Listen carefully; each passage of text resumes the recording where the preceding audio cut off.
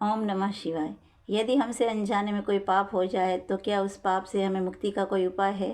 श्रीमद् भगवद गीता के 6ठ स्कंद में महाराज राजा परीक्षित जी ने श्री सुखदेव जी से ऐसा प्रश्न किया था। बोले, भगवान, आपने पंचम स्कंद में जो नरकों का वर्णन किया उसको सुनकर तो गुरुवर रोंगटे खड़े हो जाते हैं। प्रभुवर, मैं आपसे यह पूछ रहा हूँ कि यदि कुछ पाप हमसे अनजाने में हो जाते हैं, जैसे चींटी मर गई, हम लोग श्वास लेते हैं तो कितने जीव श्वासों के माध्यम से मर जाते हैं। भोजन बनाते समय लकड़ी जलाते हैं, उस लकड़ी में भी कितने जीव मर जाते हैं। और ऐसे कई पाप हैं जो अनजाने में हो जाते हैं। तो उस पाप से मुक्ति का क्या उपाय है? भगवान आचार्य सुखदेव जी ने कहा, राजन, ऐसे पाप से मुक्ति के लिए रोज प्रतिदिन 5 प्रकार के यज्ञ करने चाहिए। महाराज परीक्षित जी ने कहा, भगवान, एक यज्ञ यदि कभी करना पड़ता है तो सोचना पड़ता है, आप 5 यज्ञ रोज करने को कह रहे हैं।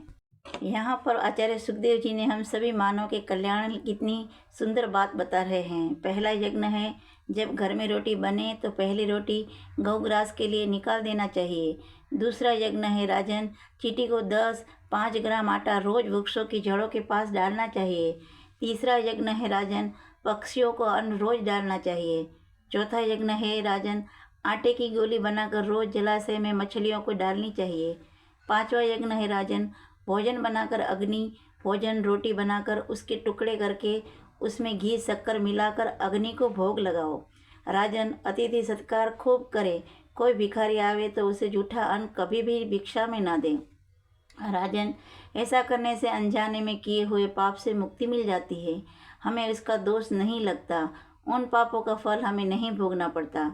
राजा ने पुनः पूछ लिया, भगवान, यदि गृहस्थ में रहकर ऐसे यज्ञ न हो पाए तो और कोई उपाय हो सकता है क्या? तब यहाँ पर श्री सुखदेव जी कहते हैं, राजन, नरक से मुक्ति पाने के लिए हमें प्रायश्चित करें।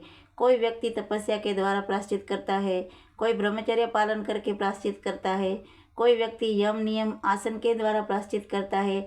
लेकिन मैं तो ऐसा मानता हूँ, राजन, केवल हरि नाम संकीर्तन से ही जाने और अनजाने में पाप किए हुए को नष्ट करने की सामर्थ्य है। इसीलिए राजन, सुनिए, श्वास श्वास पर कृष्ण भजी, वृथा श्वास जाने न खोई, न जाने या श्वास की आवन होए या न होए। सच ही तो कहा है सुखदेव जी महाराज ने। हम भगवान ने मनुष्य बनाया है तो हमें सिर्फ अपने निर्वाह के लिए पैसे नहीं जमा करने चाहिए। जो भी हमारे यहाँ पैसे आते हैं उसमें से हमें कुछ ना कुछ हिस्सा दान में ज़रूर करना चाहिए।